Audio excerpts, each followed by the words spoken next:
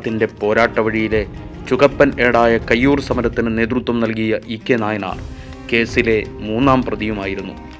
പിടികിട്ടാതെ പോയതുകൊണ്ട് മാത്രമാണ് അദ്ദേഹം കൊലമരത്തിൽ നിന്ന് രക്ഷപ്പെട്ടത്.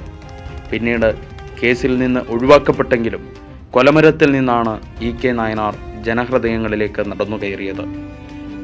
സ്വാതന്ത്ര്യ പോരാട്ടങ്ങളുടെ നേതാവായും കർഷക സമരങ്ങളുടെ ഭാഗമായും അടിയന്തരാവസ്ഥയുടെ കറുത്ത നാളുകളിലുമായി 11 വർഷത്തോളം നായനാർ ഒളിവിൽ കഴിഞ്ഞു.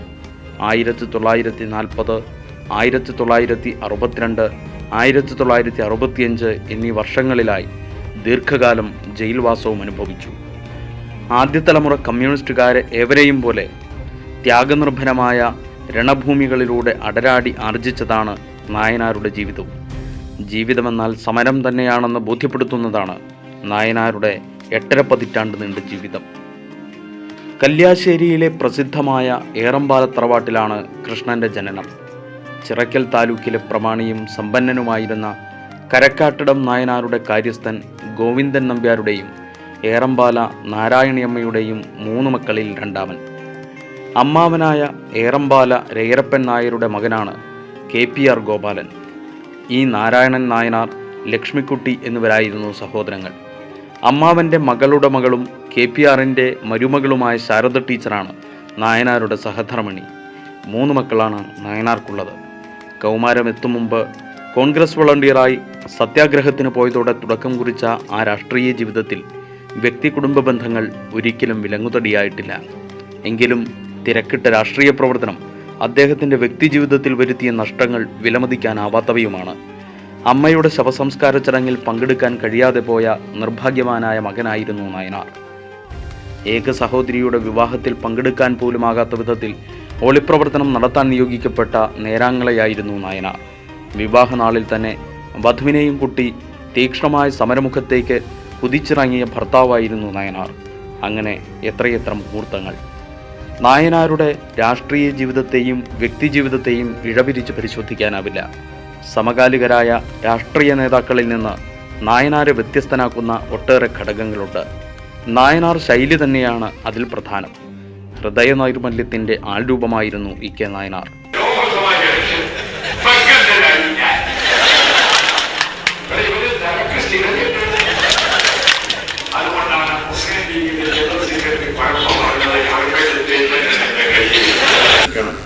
To serve the poorest of the poor in rural urban areas.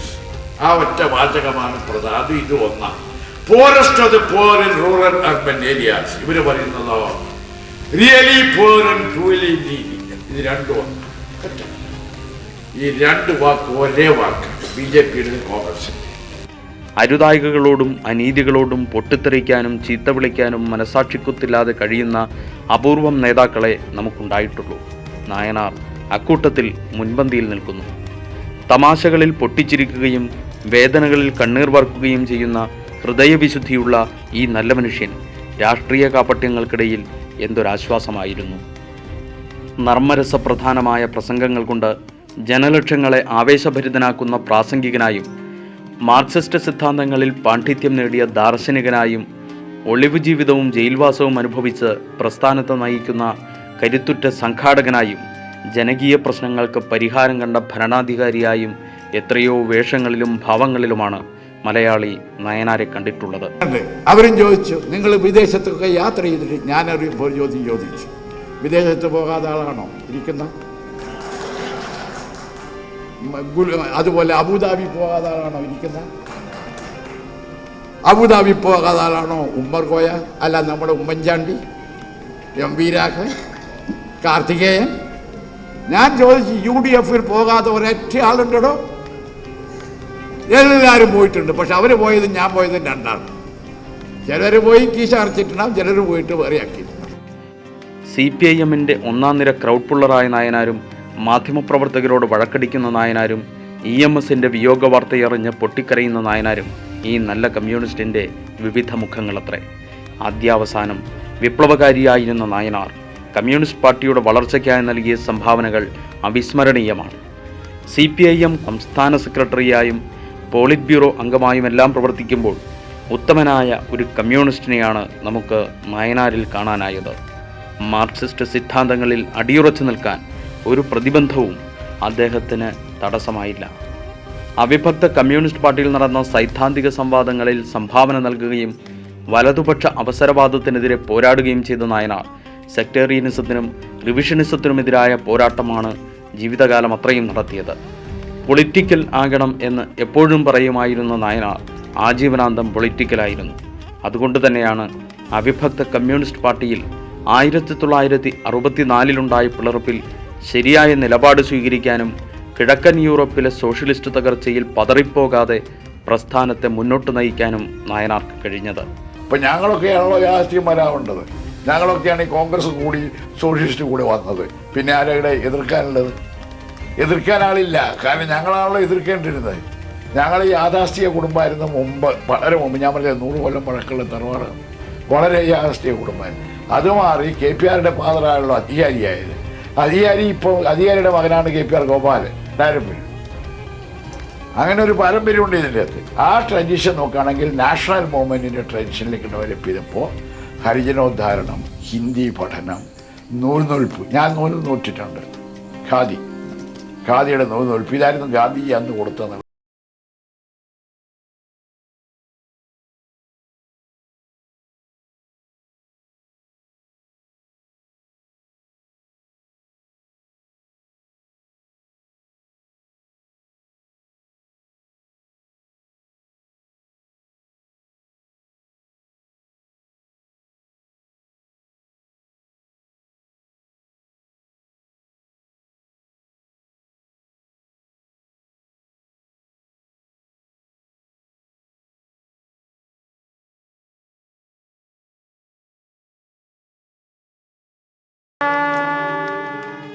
Soviet യൂണിയനിലും കിഴക്കൻ യൂറോപ്പിലും സോഷ്യലിസത്തിനേറ്റ തിരിച്ചടിയിൽ നിരാശരാകാതെ പാർട്ടി പ്രവർത്തകരെ രാഷ്ട്രീയമായി പൊരുതാൻ സജ്ജരാക്കുന്നതിൽ നായനാരുടെ നേതൃത്വം കുറച്ചൊന്നുമല്ല സഹായിച്ചത്.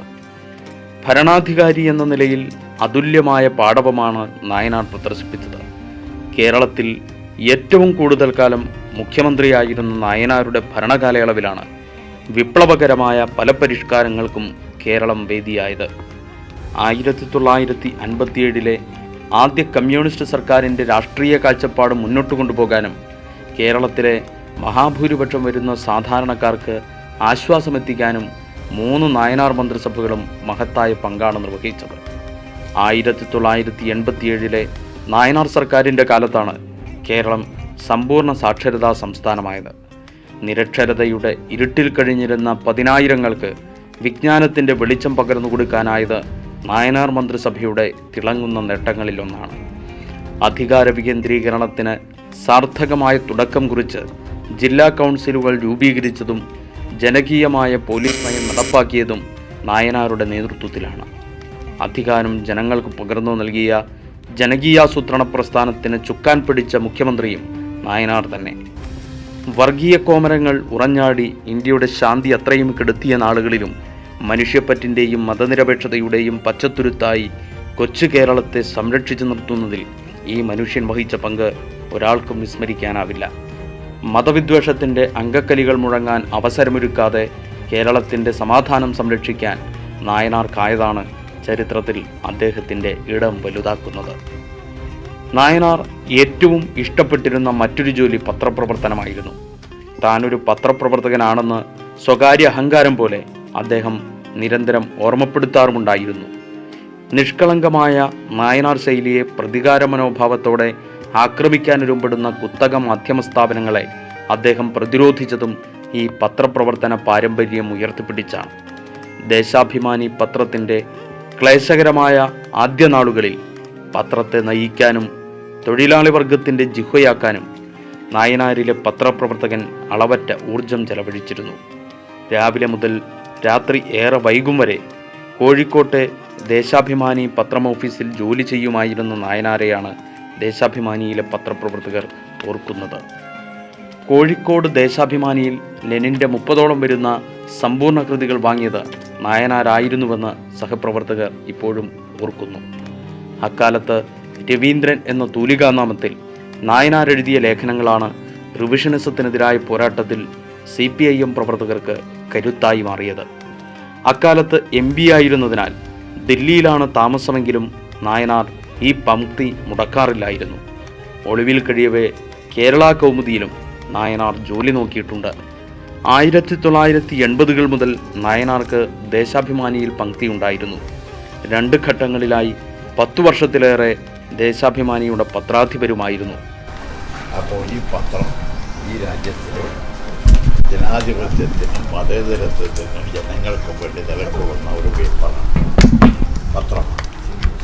കേരളത്തിൽ ദിനപത്രങ്ങൾ വളരെയധികം കാലത്ത് പുറപ്പെടുമെങ്കിലും ദേശാഭിമാനി അധ്വാനിക്കുന്ന ജനങ്ങളുടെ ജനാധിപത്യവും മതേതരത്വവും വെച്ചു പുലർത്തിക്കൊണ്ട് ഒരു കാലത്ത് ദേശീയ പ്രസ്ഥാനം പാസാക്കിയ സോഷ്യലിസ്റ്റ് വ്യവസ്ഥയിലേക്ക്, അതാണല്ലോ അന്ന് ഇന്ദിരാഗാന്ധി ഉള്ള സമയത്ത് മതേതരത്വവും ജനാധിപത്യവും സോഷ്യലിസവും, ഇത് കോൺഗ്രസ് അംഗീകരിച്ചു. സോഷ്യലിസ്റ്റ് രീതിയിലുള്ള ക്രമം കോൺഗ്രസ് അംഗീകരിച്ചതാണ്. ആ തരത്തിലുള്ള സോഷ്യലിസ്റ്റ് വ്യവസ്ഥയിലേക്ക്, ശാസ്ത്രീയമായ വീക്ഷണത്തിലേക്ക് മുമ്പോട്ട് പോകാൻ പ്രവർത്തിക്കുന്ന ഒരു പത്രമാണ്. ജാതി മത വർഗീയ ഛിദ്രശക്തികൾക്കെതിരായിട്ട്. അതുകൊണ്ട് അതിൻ്റെ അർത്ഥം അത്രയേ ഉള്ളൂ കേട്ടോ. പ്രൊഫഷണൽ സമീപനമുള്ളവരെന്ന് മേനി നടിക്കുന്ന പുത്തൻ പത്രപ്രവർത്തകരോട് കലഹിക്കാൻ നായനാർക്ക് ലഭിക്കുന്ന ഊർജവും മറ്റൊന്നിൽ നിന്നല്ല. പത്രപ്രവർത്തനത്തിൻ്റെ നൈതികത വിട്ട് കമ്മ്യൂണിസ്റ്റ് വിരുദ്ധ വാർത്തകൾ പടയ്ക്കാൻ വെമ്പുന്നവരെ യെല്ലോ ജേർണലിസ്റ്റുകൾ എന്നാണ് നായനാർ കണക്കറ്റ് കളിയാക്കിയിരുന്നത്. പത്രപ്രവർത്തകനായിരിക്കാൻ ഏറെ ആഗ്രഹിക്കുകയും അതിനായി അധ്വാനിക്കുകയും ചെയ്ത നായനാരോട് പത്രപ്രവർത്തകർക്കും ഒരു പ്രത്യേക ഇഷ്ടം തന്നെ ഉണ്ടായിരുന്നു. എന്തും പറയാനുള്ള ഒരു സ്വാതന്ത്ര്യം മാധ്യമലോകം വകവെച്ചു കൊടുത്തതും നായനാർക്ക് മാത്രമാണ്. ജനങ്ങൾ ഇത്രയധികം ഉള്ളു തുറന്ന് സ്നേഹിച്ച മറ്റു നേതാക്കൾ നായനാരെപ്പോലെ അധികമുണ്ടാവില്ല. എന്നും ജനങ്ങൾക്കിടയിൽ കഴിയാനായിരുന്നു നായനാർ ആഗ്രഹിച്ചത്. 2004 ഏപ്രിൽ 26-ന് AKG ക്വാർട്ടേഴ്സിൽ നിന്ന് അവസാനമായി ചികിത്സയ്ക്ക് വേണ്ടി ദില്ലിയിലേക്ക് പോയ നായനാരുടെ മനസ്സ് നിറയെ കേരളവും അന്ന് നടന്ന പൊതുതെരഞ്ഞെടുപ്പ് പ്രവർത്തനങ്ങളുമായിരുന്നു.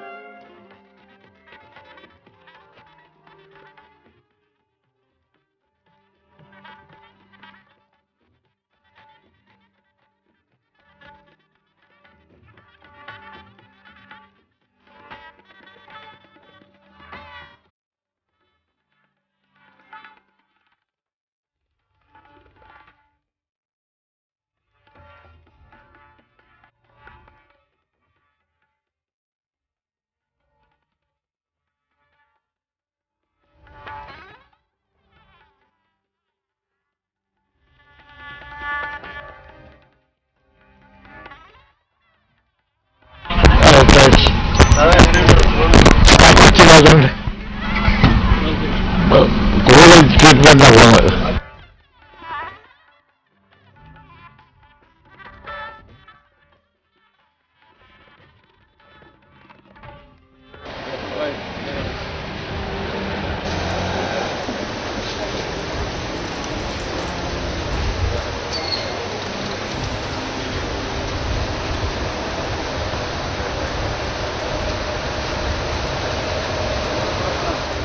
ഡോക്ടർമാരുടെ വിലക്കുകളെയും കുടുംബാംഗങ്ങളുടെ സ്നേഹപൂർവമായ നിർബന്ധങ്ങളെയും വകവയ്ക്കാതെ പ്രചരണ രംഗത്തിറങ്ങാൻ നായനാർ തിടുക്കം കൂട്ടുകയായിരുന്നു.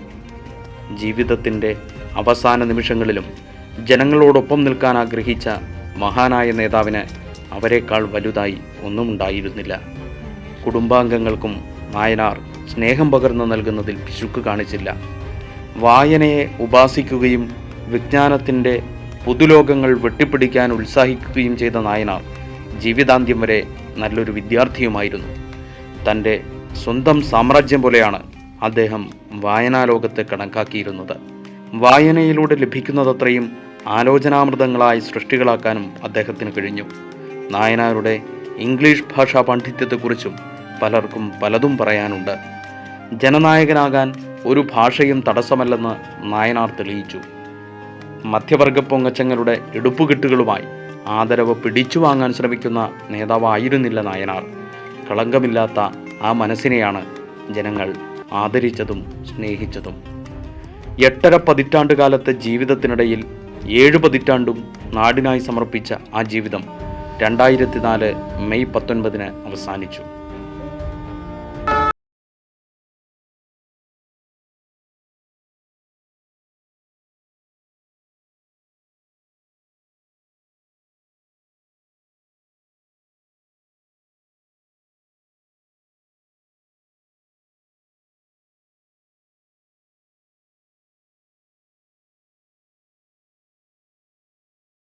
ഹൃദയ സംബന്ധമായ പ്രശ്നങ്ങളെ തുടർന്ന് ദില്ലിയിലെ all India institute of medical സയൻസസിൽ പ്രവേശിപ്പിക്കപ്പെട്ട നായനാർ 85 വയസ്സിലാണ് അന്തരിച്ചത്.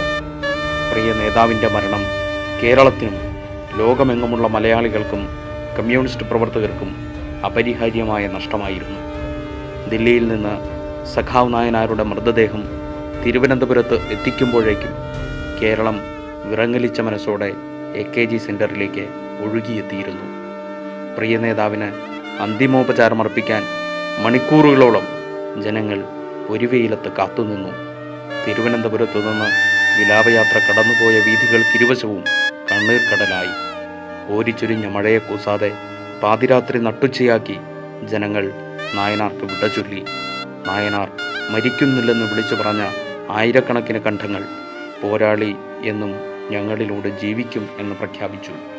കലുഷമായൊരു ചരിത്രഘട്ടത്തിൽ ഇത്രയേറെ ഹൃദയനൈർമല്യമുള്ള ഒരാൾ ഇവിടെ ജീവിച്ചിരുന്നുവെന്നത് വരും കാലത്തിന് കൗതുകമായേക്കാം.